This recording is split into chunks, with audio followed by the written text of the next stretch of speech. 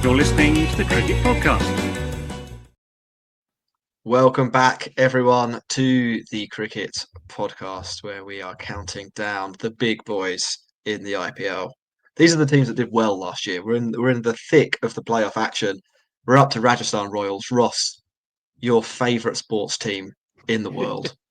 My beautiful pink boys. That's what I refer to them as.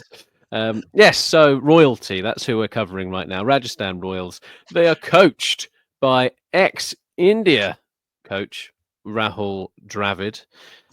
They are coached by perennial nearly man. Sometimes he plays for India, sometimes he doesn't. People think he should, people think he shouldn't. It's Sanju Samson.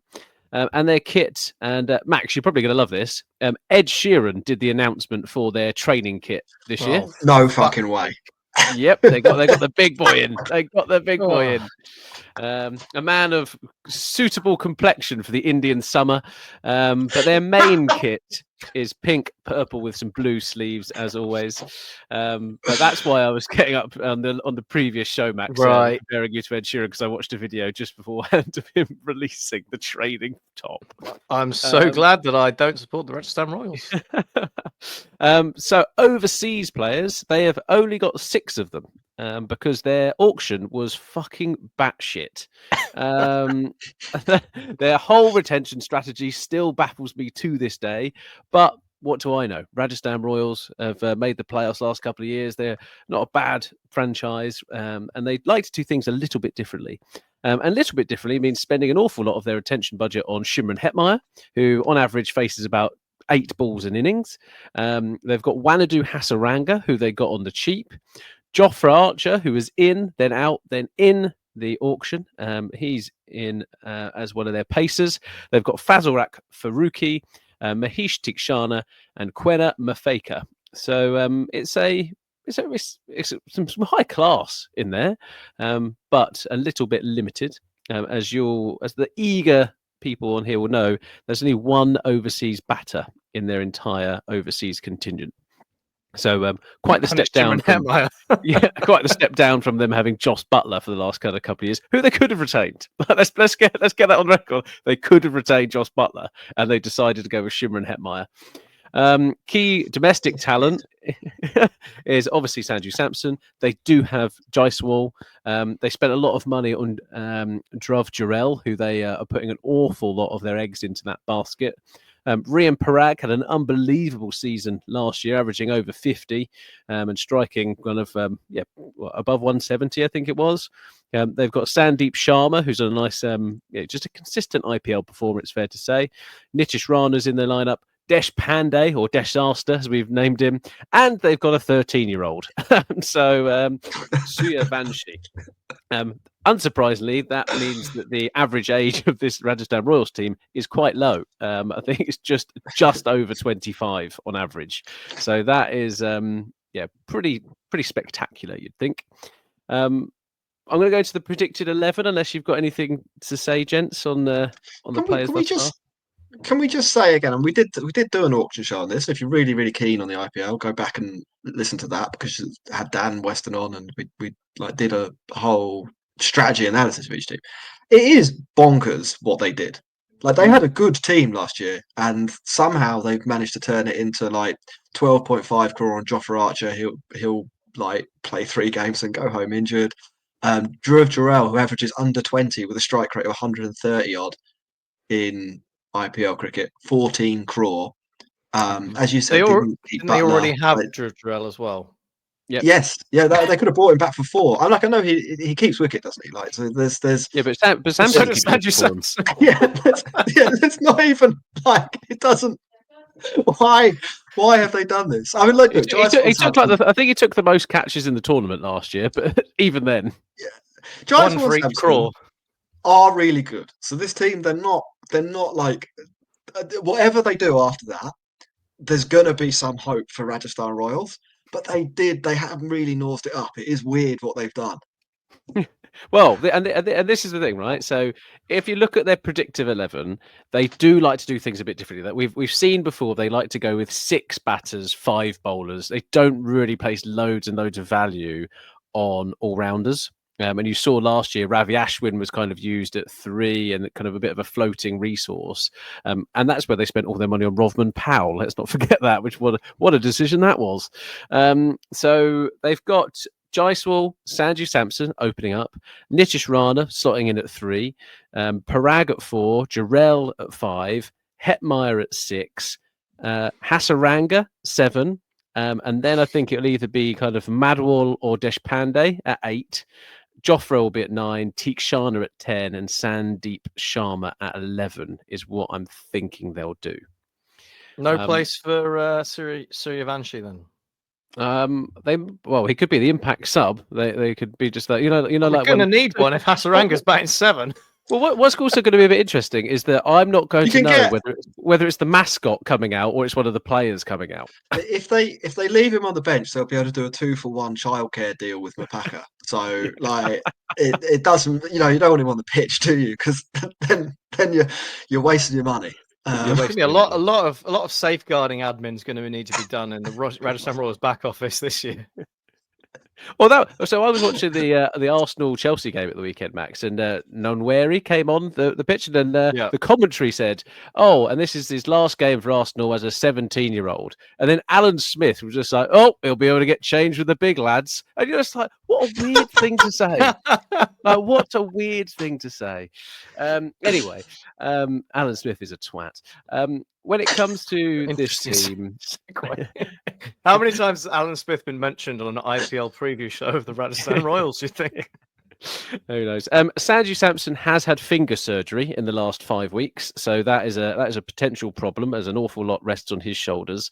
And Rajasthan Royals like to start the IPLs off pretty strong and then peter out towards the end, so they're going to need to pick up those victories early on. Fitness-wise, Jofra is getting back to full fitness, but we know he's kind of made of glass as we're England fans. Faruqi is not a bad replacement, but Faruqi's batting isn't quite up to Jofra's swashbuckling part, but I wouldn't say Jofra can be completely relied on that front. Be love to bash a 6. And then Mafeka, I think, is an okay kind of cover and will kind of hopefully get better. Bowling strategy-wise, I think they've got a decent mix here that offers some flexibility. Sandeep and then the Jofra or Faruqi, whoever plays, can do up front and at the end. Tikshana can also open up, but offers a bit of control in the middle if they need it.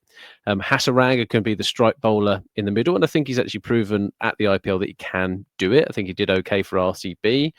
And then in the middle overs, I think that's where he's going to come out quite strongly. But will the 13-year-old play? Surely it's the IPL, so he probably will just for the banter. And is he actually 13? That's another question. But I think, guys, they've got a pretty interesting team. I would like to say, because I'm a Rajasthan Royals fan, that they've got a decent chance at the playoffs. And that's purely going to be rested on how good Jaiswal and Samson are up top. And if they can give them a platform for the others to then shoot from. Where are you coming down on this team? I find them the hardest team to know how good they are. I think there's a big range of outcomes in this that could come out of the 11 that they'll eventually put on the playing field. And as you identified there, Ross, I think Samson and Jaiswal's runs will probably determine whether they have a good or a bad season. If they both get sort of, what's a good score? 450 plus over the season. Yeah, then I think Rajasthan will be really in it. If they don't, I think it could be pretty difficult. There's also a couple of interesting stories, I think, in the Rajasthan team. Obviously, Jofra, when he did play, when he was last properly fit playing for Rajasthan, was unstoppable. It was him and Bumrah in a league of their own. Like when Rajasthan played, teams would just block Bumrah. They would just block his first 2 overs. He'd still take a stack of wickets. Jofra. He was just the best power play bowler in the tournament by distance, I think. If he can, it would be really nice to see that unlocked again and to see Jofra bowl like that again. Will it happen? I don't really know. And then I think Shimron Hetmyer, you could maybe throw him in as well. I think they're picking him based on what he did 2 or 3 years ago when he was sort of an unstoppable force in the last 4 or 5 overs. You just couldn't get him out, and he kept hitting sixes. It was mad. And I'd quite like to see, like, he was a fun cricketer. Those two would be fun cricketers to see in a team if they were somewhere near their best. I have reservations about whether that will happen. And Jaiswal and Sanderson, as good as they are, like them both firing over a whole season, that's probably unlikely as well. So I may be erring, actually, Ross, on the side of this team won't be in the big playoff race, but like they definitely have hope. Like there's definitely upside. And this is what I find interesting of who will bat at 3. And obviously the left-hand, right-hander combination with Jaiswal and Samson, I think, is interesting. So actually, if I was them, I'd be looking to be like, I want to get some money out of Jarrell. If I'm going to spend all that money retaining him, then he needs to have a good thing, right? So actually, is there a swap depending on to keep the right-hand, left-hand going with Rana and Jarrell through the competition, and then kind of protecting kind of Rian Parag and Hetmyer kind of later on?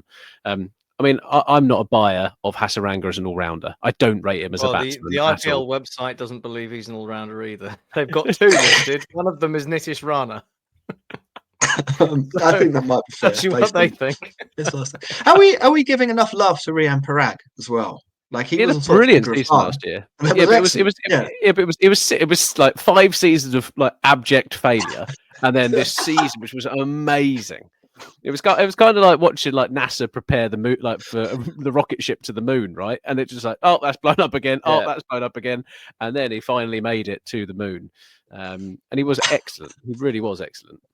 Yeah, I guess. Yeah, what? That's the question, isn't it? Was that year the year of Rian Parag? Is he now a different? Has he gone Super Saiyan, or was it just a blip? And we're going to go back to good old Instagram. It's going to be, yeah. I mean that's going to be a big thing for Rajasthan. I don't know. They've got there's obviously loads of great players in this side, like that you've mentioned them all, but I just don't like it. I don't like the way they've built it, because I don't know if you're aware of how it works in T20 cricket, but you need at least 5 bowlers to bowl 20 overs, and like you said, they don't have any all rounders. So even with an impact sub, I mean, they're going to have to use the impact sub to even get an acceptable batting lineup out of this side, which means it doesn't give them really any flexibility to use the impact sub in any other way, which we've seen a little bit more of in the last couple of seasons. But it's just weird, right? Like there's a line. It's just, here's your batters, right? There's your bowlers, and maybe they've got a couple of good number 9s in Archer and Hasaranga, but it doesn't feel like they've thought about how to properly construct a cricket side with this. It's an even more of an extreme version of what we talked about on the last show or the 2 shows ago, where it's just like, pick a bunch of bowlers, pick a bunch of batters, see what happens. That was Punjab Kings, wasn't it? We were talking about with that harebrained scheme, and it feels like almost an even more extreme version of that, unless Rian Parag is going to bowl with his like sidearm stuff a bit. And they're going to get Nitish Rana in to bowl a couple of overs, and you don't want that. That's awful. So he didn't bowl at all last year. I think no, he didn't matches. So I don't love it. I've got to be honest. I'm fearful, despite all the good players that they have in this side, that obviously will win them games of cricket, that it's just not put together enough to sustain a challenge at the playoffs. Yeah. So I think that they're not quite what they were last year. I think, domestic talent wise, I think they've got a good contingent of domestic talent. If you look around some of the other teams, their domestic talent is pretty decent. I think they've probably got the best domestic batting talent in Jaiswal and Samson opening up. That's pretty formidable. But you look at kind of some of the other teams where they've got kind of Gaikwad and Jadeja kind of in that space. Or you've got Gill and Sai Sudarshan, etc. There is still some real talent around. But here it's quite interesting. Bumrah, Sky, Tilak Varma. Yeah, Hardik Pandya, Rohit Sharma. That's a better set. Yeah, fair enough. What weapon are they? And I went and did some modern day warfare kind of research here. Yeah. Yep. And it's there's a weapon system called Surya. So like Surya Kumar Yadav, but just without the Surya Kumar, the other bit. So Surya, and it is a 300 kilowatt laser weapon system. Okay. And this is what I think this team is. I think I know where you might be going with this. Where do you think I'm going, Max? Go on. I feel it feels like you don't actually know if it's going to work, but if it does, it's going to rip things to shreds. Is that the idea? Yeah, exactly. The headline is India develops most powerful 300 kilowatt directed energy laser weapon. How many are there? That's what I want to know. Have you ever seen one? Yeah. A huge headline and then quite a niche specific thing. But yeah, this because of the domestic focus and because of doing things a little bit differently and lasers, that's a little bit different when it comes to warfare. I think it might be in kind of like Austin Powers is quite funny when they put it on a shark, or it's lasers on the end of Darth Maul's fucking saber. Interestingly, I was going to say we've had 3 lasers. We've all got lasers. But there we go, maybe infiltrating. So yeah, if you it's an interesting time for Rajasthan and their difference in approach and their deliberate difference as well. They've gone out of their way to construct this side in this way, and that's the weird thing, Max. I think, and that you kind of touching upon, like it just doesn't quite make sense to the common convention. And it kind of almost worked last year. They obviously did okay until they came up against Sunrisers in the qualifier 2. So I just think it is a very strange decision to keep Jarrell rather than keep Hetmyer over Jos Buttler. And regardless if you're sitting here going, "Oh, you English fans," kind of, of course you're going to say Jos Buttler. Jos Buttler is a T20 supremo. Like his IPL record is like pretty astonishing. I think he's got like 8 or 9 IPL centuries. The guy is no joke. He's one behind Kohli with about half the games played. So they had that amazing game, the 2 of them, where they traded centuries last year, didn't they? And Butler won. And that to me, I just can't see Jarrell doing that. I want to be wrong, but I just it hasn't got the pedigree. But here we are. So Rajasthan, I think 6th place is probably where I'd picture them at the moment. And it just completely depends on how good Jaiswal is. And he's got a point to prove after being left out of the Champions Trophy squad. Sky Bet have got him rock bottom of the odds, 12-1. If you fancy it. I think that's wrong. Yeah, I think that's wrong as well. I don't think they're absolutely dog shit. Might be some mileage in a playoff. Mate, if they finish below Lucknow, Lucknow bad. Immediately Lucknow. Lucknow do get a home advantage that Rajasthan don't get, but yeah, so there's maybe Lucknow can blag a few wins that way. I also like Punjab. I think we were kind of like, look, we're prepared to give them another chance, but like history tells us that team, if you give them another chance, they waste it. Fool me once, shame on you. Yeah. So yeah, I don't know. We'll see. Is that Rajasthan done? That is Rajasthan done. Cool, nice one. The next team up. It's these boys, isn't it? It's these boys. It's the Sunrisers Hyderabad. It will be the Sunrisers Hyderabad, so stay tuned for that.